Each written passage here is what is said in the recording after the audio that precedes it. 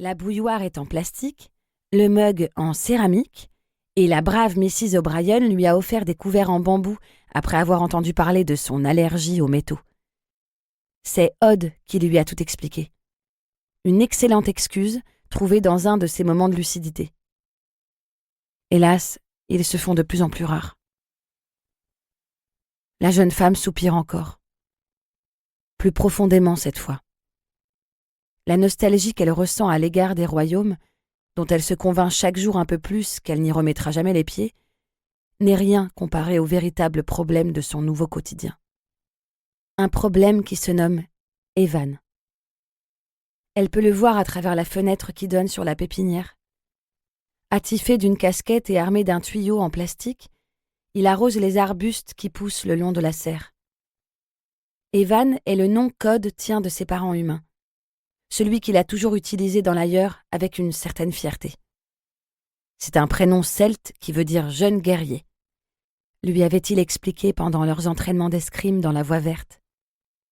Comme elle ignorait à l'époque ce que signifiait celte, l'explication s'était transformée en une longue leçon d'histoire humaine qui avait davantage fasciné Ivy que les passes d'armes. Tout cela remonte à des mois, presque une autre vie, en particulier pour Odd. Car si Ivy le nomme dorénavant Evan, ce n'est pas parce qu'il se fait appeler ainsi auprès des rêveurs, mais parce qu'il n'est plus le même depuis qu'il a vu son visage maudit.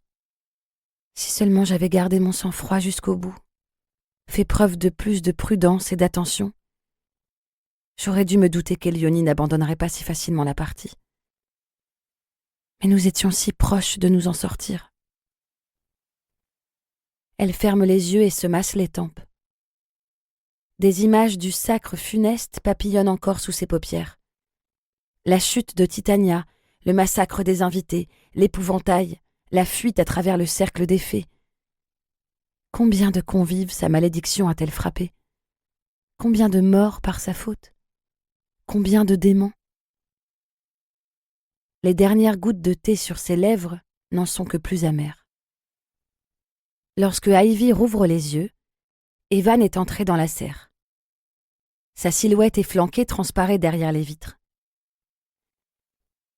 Même sans les voir, elle devine les spasmes qui crispent son visage, la teinte rouillée qui dévore peu à peu le gris de ses iris. La malédiction gagne chaque jour du terrain, et Ivali ne sait plus que faire pour l'arrêter. Elle a pourtant cru que leur arrivée dans l'ailleurs arrangerait les choses.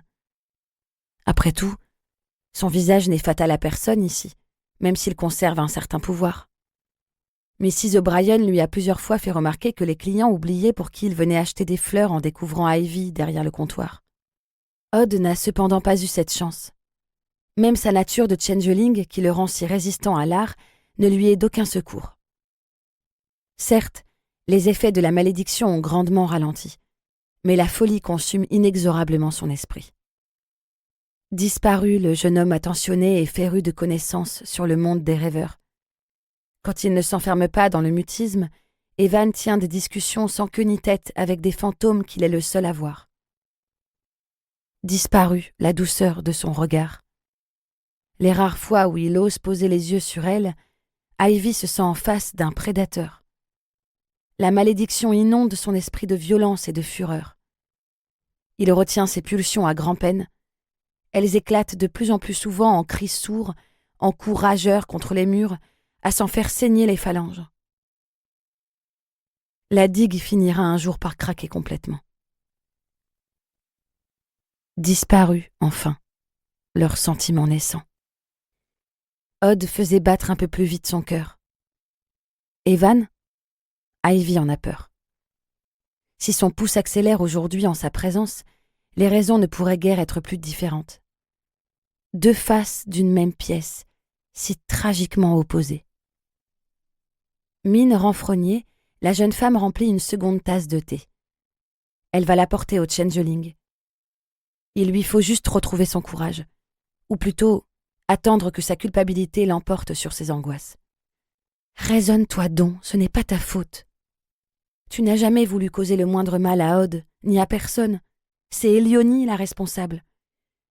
Sans oublier Céline qui a brisé le guéas de sa mère Et même Pour continuer à écouter ce livre audio gratuitement, cliquez sur le lien dans la description et vous pourrez l'écouter en entier sans frais grâce à l'essai de 30 jours d'Audible.